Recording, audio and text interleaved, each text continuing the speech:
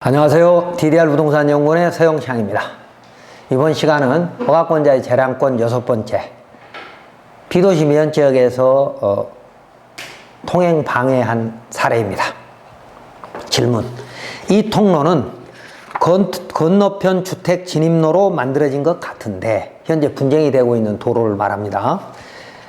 몇 년 전에 지자체가 보유자, 전 소유자를 포함한 원소유자의 동의 없이 아수콘 포장을 하였습니다. 최근 이웃 농지 소유자가 이 통로를 이용하면서 오히려 내 토지의 이용까지 방해하고 있습니다. 내 땅 위로 나 있는 현황 도로인데 말입니다. 내 토지 이용까지 방해하고 있습니다. 그들은, 그러니까 이웃 맹지인 농지 소유자인 그들은 멀리 돌아서 통행할 농로가 있습니다. 면사무소에서는 민사사안이라면서 해결에 나서지 않고 있습니다. 해결책은? 이라는 질문입니다. 그림을 보겠습니다. 그림의 왼쪽에 2차선 포장도로가 있는데 이건 농어촌 도로정비법에 의한 면도입니다. 그리고 그곳에서부터 오른쪽으로 이 노란 색깔의 화살표 2개가 있는데 여기는 국유지 도로입니다. 그리고 그 종중이라고 써 있는데 그 앞에서 다시 오른쪽으로 내려가는데 여기서부터가 이제 사도입니다. 그러니까 종중 땅, 그 옆에 오른쪽에 공유지는 이제 시청 땅이다 그 말이죠. 시청 땅. 그리고 지금 또 기다란 화살표, 노란 화살표에 빨갛게 동그라미 쳐놓은데 그 부분이 이제 분쟁이 되는 것이죠. 이 부분이. 이 노란, 빨갛게 동그라미 쳐 있는 그 노란 땅은 농지, 아래 농지와 한 필지입니다. 근데 그 중에 농지의 일부가 1990년에 농가주택이 지어지면서 지목이 대로로 바뀌었고, 1990년에. 자, 건너편에 이 현황도를 이용한 주택이 있는데 1935년에 신축됐다고 토지대장에 나와 있습니다. 그런데 이 1935년 주택의 소유자와 왼쪽에 있는 2021년 건축물의 소유자가 같습니다. 그러니까 그 전에는 분쟁이 없었으니까 1935년에 진입로를 만들면서 지금 분쟁이 되는 그 현황 도로로 그냥 서로 썼는데 왼쪽에 2021년에 신축을 하면서 1935년에 지어놓은 그 건축물의 진입로를 2021년 그쪽으로 만들다 보니까 지금 동그라미로 쳐져 있는 이 화살표의 노란 도로는 사실은 폐도를 해도 상관이 없을 도로가 된 것이라 이 말입니다. 자, 그런데 오른쪽에 있는 농지 소유자, 오른쪽 밑에 있는 농지 소유자가 이 길을 이용하면 편하니까 이 길을 이용을 하면서 왼쪽에 있는 농지, 1990년도에 지어진 그 주택 농지 소유자의 토지 이용까지 방해를 하고 있어서 이웃과는 지금 쌈이 붙은 겁니다. 정리해보면 지적도에 없는 마을길은 그 통로가 개설된 경위, 시기에 따라서 통행 권한이 달라질 것입니다. 이곳은 B도시 면지역이므로 건축허가에서 건축법 44조에 대한 접도 의무와 45조에 의한 도로 지정이 없었습니다. 개발행위 허가는 2003년에 시행됐으므로 당연히 허가도 안 받았을 거고요. 그러므로 다음과 같이 해결책을 찾아야 할 것입니다. 첫 번째, 이 통로가 개설된 경위를 알아봐야 되는데 1954년 항공사진을 보니까 내 토지, 그러니까 1990년에 됐다고 하는 앞에 그림, 그 토지 건너편의 주택의 진입로로 사용한 것으로 보입니다.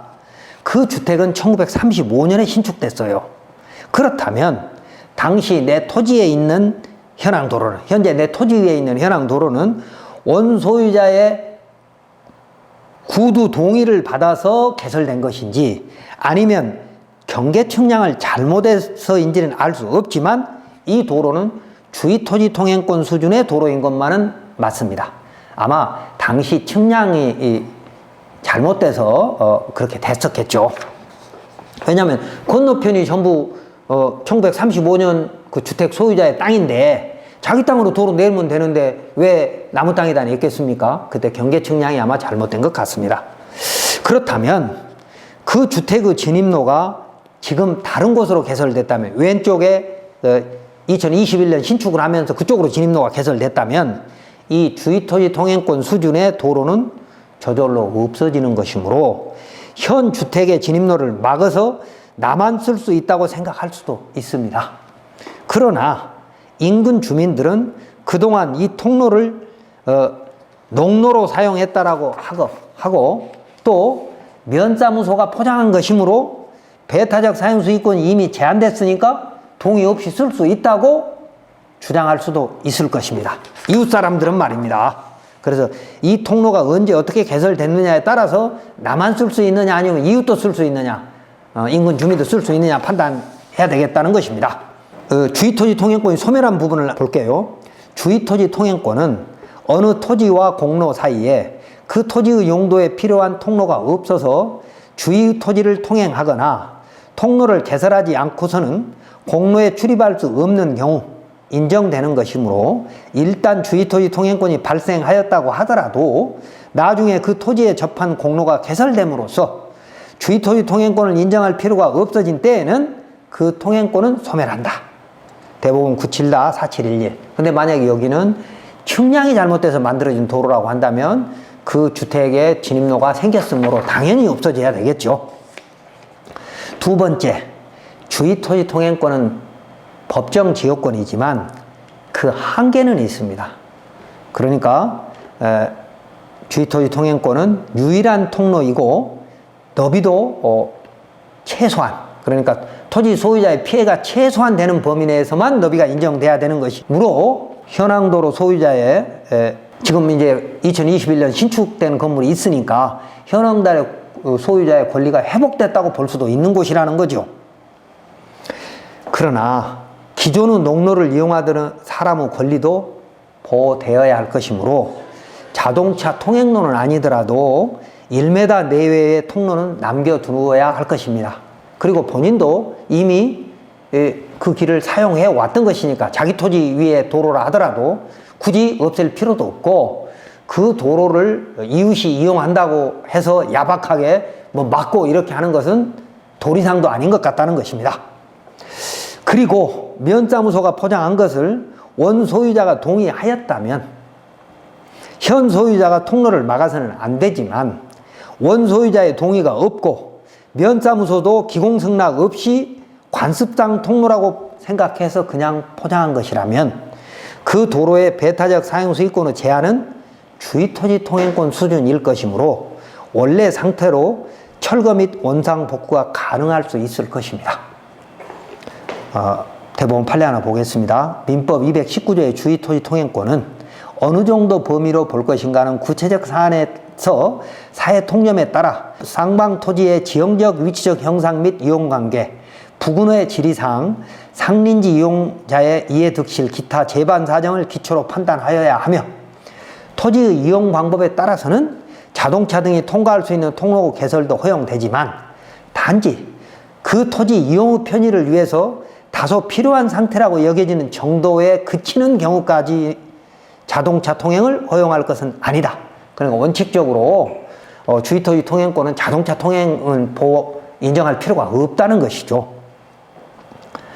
다음 세 번째, 내 주택으로서의 통행권입니다. 지금 그러니까 내 주택을 지나서 있었던 그 빨간 동그라미 쳐 있던 그런 부분의 이용권에 대한 분쟁은 이제 앞에 두 번에 걸쳐서 제가 설명을 드렸고, 내 주택이 오기 전에 아까 첫 번째 그림에서 봤던 종중과 공유지 앞에 있는 그 도로를 말합니다. 그것도 종중 땅이니까 사유지지요. 그리고 공유지는 지자체 소유니까 그것도 사용화가 필요할 수도 있을 거고요. 근데 이미 도로로 돼 있으니까 문제될 건 없습니다. 자, 그래서 내 주택으로 통행권입니다. 이 진입로는 두 필지로 현재 세 채의 건축물 진입로로 사용되고 있는데 그 현황도로가 지적도에도 없고 한 필지는 지자체 소유이고 다른 하나는 종중 소유입니다. 지목이 전이라 하더라도 80년 이상 마을길로 사용되었으므로 그 부분은 막을 수는 없는 것이고 그 한 필지를 현재 국유재산 사용허가를 받아서 점유하고 있는 사람도 이 통로를 막을 권리는 없습니다. 일반 공중의 통행로는 사유지라도 소유자가 함부로 막아서는 안 되는 것이고 국공유지를 합법적으로 사용허가를 받아서 사용하고 있는 자라 하더라도 도로 부분은 이미 배타적 사용수익권이 제한된 일반 공중의 통행로인 공로이므로 그걸 막으면 일반교통방해죄가 성립할 수도 있을 겁니다. 다만 일반 공중 통행로로 볼 것인지에 대한 판단은 쉽지 않을 것이므로 경찰 또는 변호사 등 전문가의 도움을 받아야 할 겁니다. 대법원 판례에 하나 보면 육로란 불특정 다수인 또는 차마가 자유롭게 통행할 수 있는 공공성을 지닌 장소를 말하고 부지의 소유관계나 통행권리관계 또는 통행인의 많고 적음을 가리지 않으며 부지의 소유자라 하더라도 도로 중간에 장애물을 놓아두거나 파헤치는 등의 방법으로 통행을 불가능하게 한 행위는 일반 교통방해죄에 해당한다. 따라서 어떤 도로가 일반 공중 통행에 제공된 도로, 즉 공로에 해당하는 경우에는 일반 공중 교통안정 등 자유로운 통행이 형법상 일반 교통방해죄의 보호법익으로서 보장된다고 볼 수 있다라고 대법원 2021-242-154 민사 판례에 나와 있습니다. 다음 네 번째, 이런 현황 도로는 어떤 경위로 개설되었던 공도입니다. 80년 동안 존속해온 것이므로 소유권이 국가 또는 지자체라 하더라도 막을 수 없고 또한 사유라도 막으면 민법상 불법행위가 되며 신의성질 원칙에 위배되고 권리남용이 될 겁니다. 그러면 그 권리 행사는 무효라는 것이죠. 그러므로 이 통행로는 지적도에 없지만 누구나 자유롭게 이용할 수 있는 공도인 것이 틀림없습니다. 이때 이 공유지와 사유가 혼재된 농로의 통행 때문에 이웃 주민들 간의 분쟁이 생기면 지자체는 먼저 그 소유자의 배타적 사용수익권이 제한됐는지 판단한 후에 대법원 판례 법리에 따라 분쟁 해결에 적극 나서야 할 겁니다. 민사사안이라는 핑계로 주민들끼리 해결하라고 하면 그 주민들은 엄청난 고통에 시달릴 것입니다. 대법원 판례 하나 읽어보겠습니다. 일반 공중 통행에 공용된 도로 통행을 방해함으로써 특정인의 통행의 자유를 침해한 경우 민법상 불법행위에 해당하고 어떤 도로가 일반 공중 통행에 공용된 도로에 해당하는 경우 일반 공중의 자유로운 통행이 형법 185조의 일반교통방해죄에 의해서도 보장되며 개설 경위를 불문하고 일반 공중 통행에 공용되는 도로를 소유자가 점유 관리하고 있는 지자체를 상대로 도로 철거 및 통행 금지를 청구하는 건 권리 남용이라고 대법원 2020-229-329의 판결에 나타나 있습니다. 이런 현황도로는 어떤 경위로 개설됐던 공도라는 것입니다. 다음 다섯 번째, 인근 농지, 그러니까 맹지인 농지 소유자의 통행 권한에 대한 해석 한번 다시 보겠습니다. 이웃 농지를 매입한 이용자는 80년 가까이 주택 및 인근 농지의 출입로로 사용한 것을 지자체가 포장한 것이므로 현황도로 소유자가 일부 통로만 남겨두고 막았다면 완전한 통행권을 주장할 수도 있을 것입니다. 그러나 이 통로는 앞서 설명한 대로 민법 219조의 주의토지 통행권 수준입니다. 즉 면사무소가 원소유자의 동의 없이 기존의 통로를 아수콘 포장했다면 이웃이 완전한 통행권을 주장하는 것은 무리가 있고 왜냐하면 우리 민법은 물권 법정주의에 의해서 배타적 사용수익권이 대세적으로 제한된 소유권은 인정하지 않으므로 소유자가 스스로 공도로 제공하지 않았다면 그 권능의 행사 제한은 없기 때문입니다.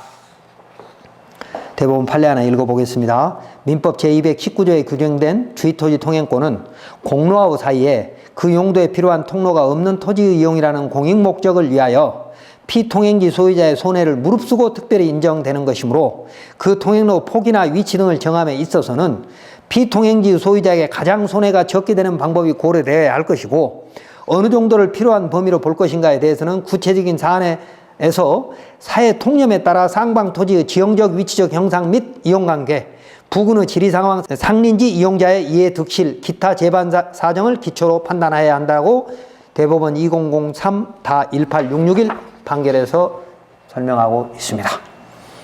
자, 이번 사례를 정리하면 비도시 면지역에서 오래된 마을길 및 농로의 통행권에 대한 분쟁이 자주 발생하고 있습니다. 그래서 도시인의 귀농 귀촌이 걸림돌이 되고 있는 것이죠. 그러므로 국토부나 행정안전부는 대법원 전원합의체 판결을 근거로 지자체가 사유인 마을길 및 농로 분쟁 해결에 적극 나설 수 있도록 보호막을 만들어 주어야 합니다. 그림을 보시면, 자, 주황색으로 되어 있는 부분은 국유도로입니다. 그리고 빨갛게 화살표로 되어 있는 가운데 있는 부분이 사유도로입니다. 그런데 이 빨간 화살표가 3개 있는데 오른쪽에 있는 부분이 이제 분쟁이 생기는 거죠. 왜? 1935년에 주위토지 통행권 수준이었는지 아니면 경계 측량을 잘못했는지 나무 땅으로 지집로를 만들어 가지고 1935년부터 지금 살고 있어요. 그런데 이 사람이 2021년에 바로 옆 자기 땅에다가 건물을 내면서 진입로를 그쪽으로 냈어요. 그러면 이 주위토지 통행권 수준의 빨간 화살표의 도로는 없어져도 상관없는 것입니다. 그렇다 하더라도 이웃이 80년 동안 사용했던 도로인데 전소유자가 그걸 막는 것은 좀 그러니까 자동차 통행은 못 하더라도 보행과 농사용 통로로 쓸 수 있게끔 정도는 해주는 것이 이웃의 미덕이 아닌가 싶고요. 자, 특히 개발행위 허가로 지목이 도로로 변경된 경우 건축법 도로 지정을 할 수 없다는 핑계로 여러 사람이 사용하고 있는 도로를 방치하고 있는 현실입니다. 지자체는 개발행위 허가로 만들어진 도로도. 그래서 허가청은 분쟁이 예상되는 곳은 기부 체납을 요구할 권리가 있습니다. 개발행위가 운영 지침에 그리 돼 있죠. 그리고 허가 조건으로 공도를 만들 권한도 있습니다. 비도시 면적에도 말입니다. 그래서 적극 행정을 해야 하고 감사 지적이 두려워서 모두 사용 승낙을 요구하는 것은 소국 행정에 정말 잘못된 것이죠. 자, 대법원 판례 하나 읽어보겠습니다. 토지 형질 변경으로 인하여 당해 토지의 이용 가치가 증진되고 그 공공시설이 당해 토지의 편익에도 이바지할 것이므로 당해 공공시설을 설치할 구체적이고 객관적인 필요가 있고 그 기부 체납의 정도가 공익상 불가피한 범위와 형질 변경의 이익 범위 내에서 이루어지는 경우에는 재산권 보장에 관한 헌법 규정 23조 3항이나 형평 원칙에 위배한다고 할 수 없다라고 하는 대법원 982-17845 판결의 일이 설명하고 있죠. 이 내용은 개발행위 허가를 받아서 도로를 개설하면서 이미 있었던 도로이거나 아니면 여러 사람이 사용하고 있는 그런 도로는 공익민 이해관계에 있는 보건 차원에서 허가권자가 기부 체납을 요구할 권리가 있고요. 또 적어도 거기에 허가 조건에 그러니까 부관을 붙여서 부담을 주든지 허가 조건을 붙이든지 해서라도 그걸 공도라고 하는 부분을 명시했어야 되는데 과거의 법에는 그렇게 자세한 어떤 규정들이 없다 보니까 지금 이런 분쟁들이 생기고 있는 겁니다. 그래서 국토부나 행안부는 앞으로는 당연히 그런 허가 조건 또는 부관을 붙이라고 해야 될 것이고 그리고 과거의 것도 배타적 사용 수익권이 행사가 제한됐다고 대법원 전원합의체 판례 법리로 인정한 것에 대해서만큼은 비도시 면적은 건축법도로 지정할 필요가 없으니까 그대로 사용락 없이 허가해 줄 수 있어야 한다는 것입니다.